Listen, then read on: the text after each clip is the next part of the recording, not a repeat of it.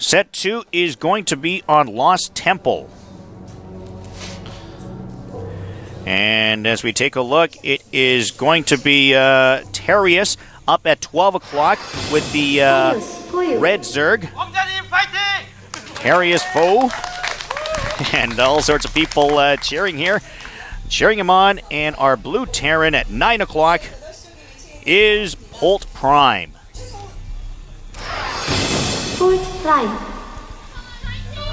I think the key that you said there, going back to the first set, was he stayed one base ahead the whole time, at least. And it almost seemed like when he gave up the main, it's like, I'll give you my arm, but I'm going to chop off your head.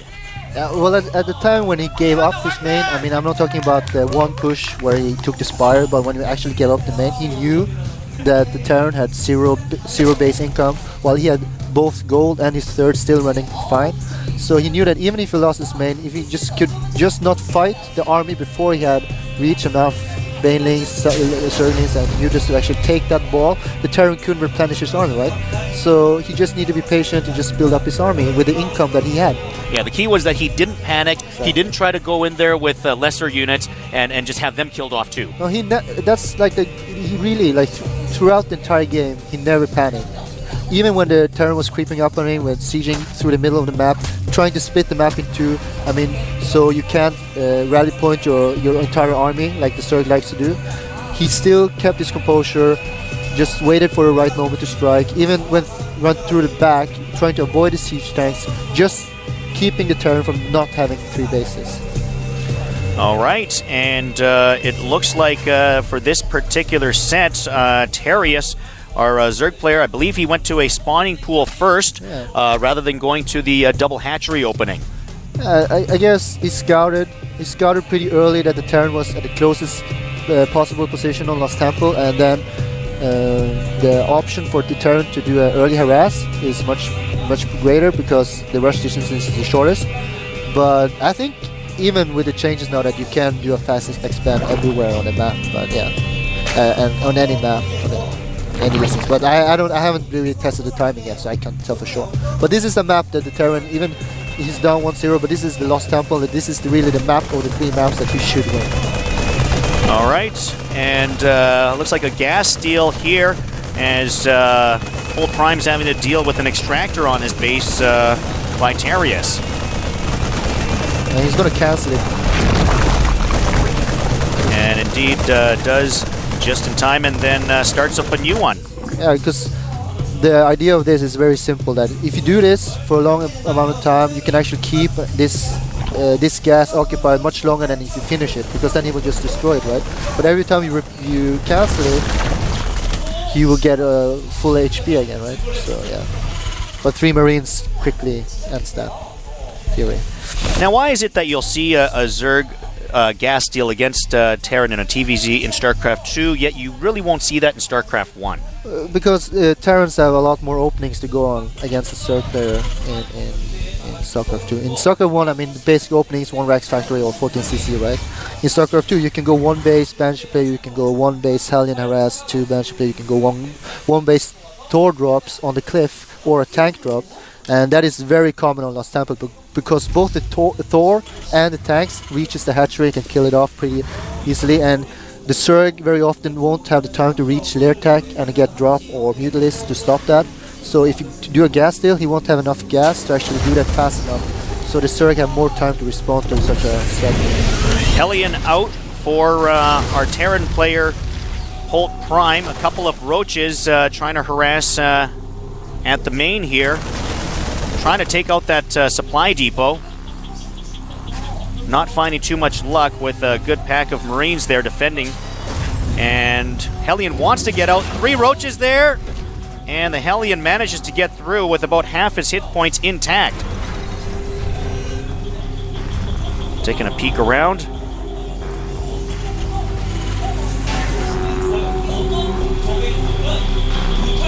Queen out at each of the hatcheries for Terious.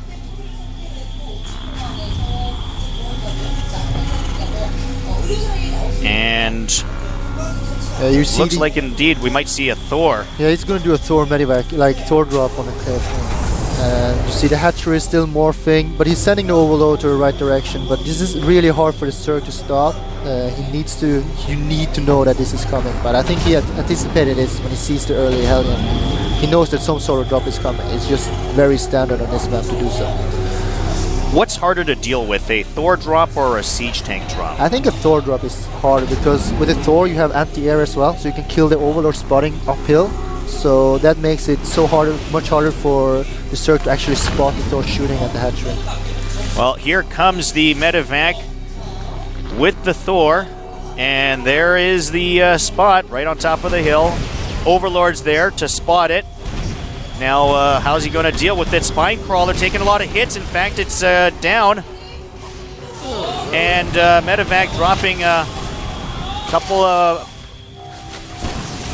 Reapers there, or sorry, SCVs there to repair the Thor as well. Smart play here. And just a very vulnerable position here. And taking out the SCVs. Good job here by the Roaches. And the Thor forced to back off. Is he going to get the Thor? A couple more hits. Oh, just down to about 20 hit points, not even. Backs off in time to have the SCV repair it. Only one SCV there. He actually dropped 4 of them. Let's see if he sends a few more over to try to repair. Yeah, 3 more SCVs on the way to repair that Thor. And that's going to be more trouble for Terious. There are the SCVs. And now going with the missile turret there as well.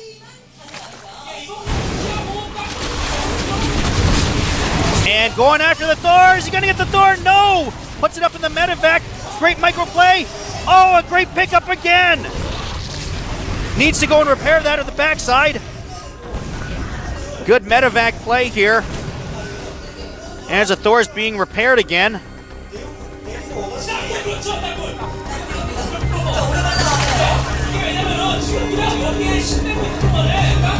Working on a Nidus network is Terious.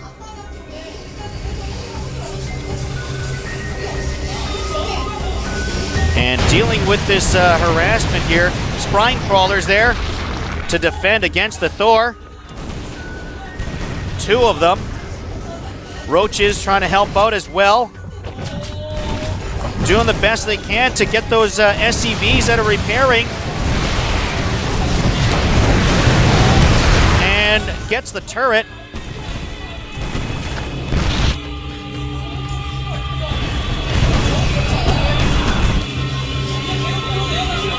Nidus network is complete.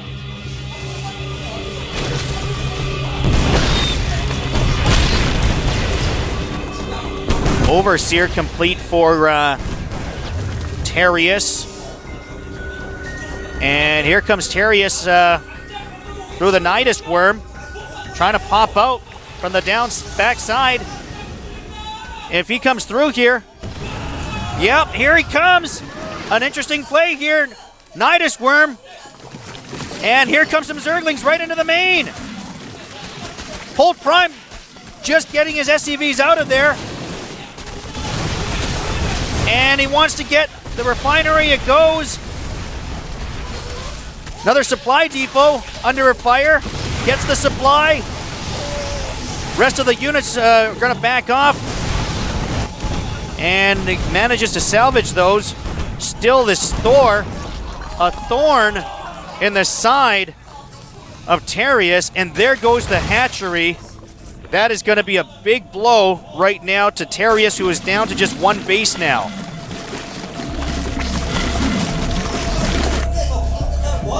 Baneling nest and a hatchery going to 3 o'clock, the expansion for Terious.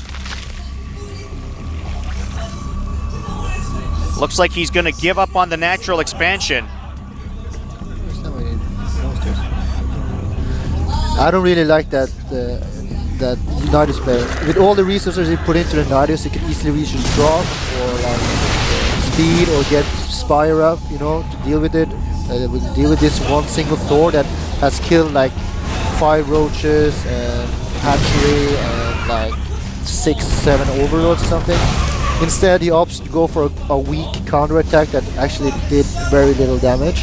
Yeah, certainly didn't get enough SCVs there. And with a drop tech or a spire tech, he could do so much else in this game, like harass the bases.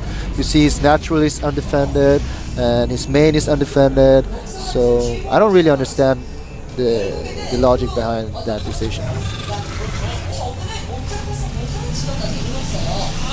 Overseer taking a look at the main, and a lot of drones being taken down by this Thor.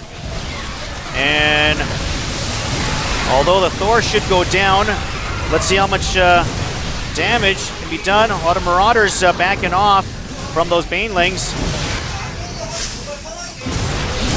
Being chased away. And here comes the Marauder attack. Good micro here by Polt Prime. Polt Prime owning that battle. And another Nidus Worm. He's going to give this another shot here.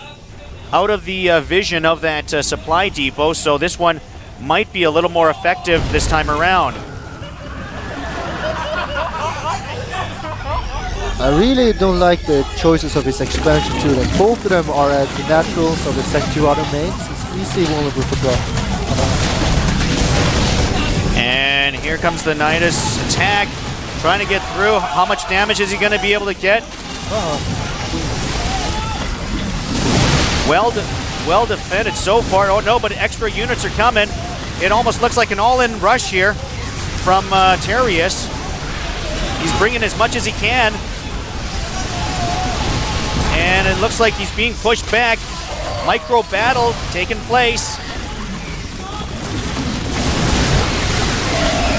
And I just don't know if he's going to have enough. Roaches leading the way. Maybe. No, the Roaches retreat back to the Worm. At the very least, the one thing you can say is he's buying a little bit of time for the rest of his expansions, because he's expanding everywhere right now. Anywhere he can expand, Terious is trying to expand. He's buying him some time as he's occupying Polt Prime at his own base right now. That's about the only thing he's gaining right now, though, because he is costing a lot of units. Yeah, if you look at his food count, he just wasted about 70 food for maybe 20 of talents. So I don't know how this will pay out. I mean, he brought with him 4 queens as well in that push, and they had absolutely no use at all. They was like the first 4 units to die. So the idea was, I guess, sound, but the execution was poor. Here comes the medevac over to the 2 o'clock base. Not much there, no, and he's going to give up. There is the GG. Polt Prime goes on to victory. So Polt Prime takes set number 2. As looked like Terious just didn't want to go on any longer. It was starting to draw out as he was getting further and further behind. He gave a last-ditch effort to see if he could macro up somehow by using the Nidus Worm as a bit of a distraction. In the end, though, as you mentioned, the idea was there, but execution certainly wasn't.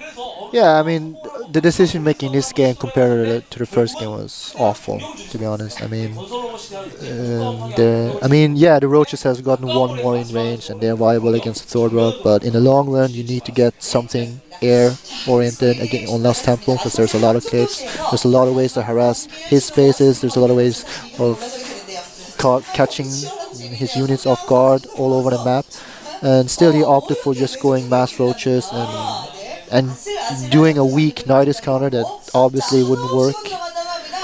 All right, well, we are just about set for set number 3, as this is certainly going to be a big game. We've had 3 games tonight, and all 3 of them have gone to the 3rd set. Let's go to this one.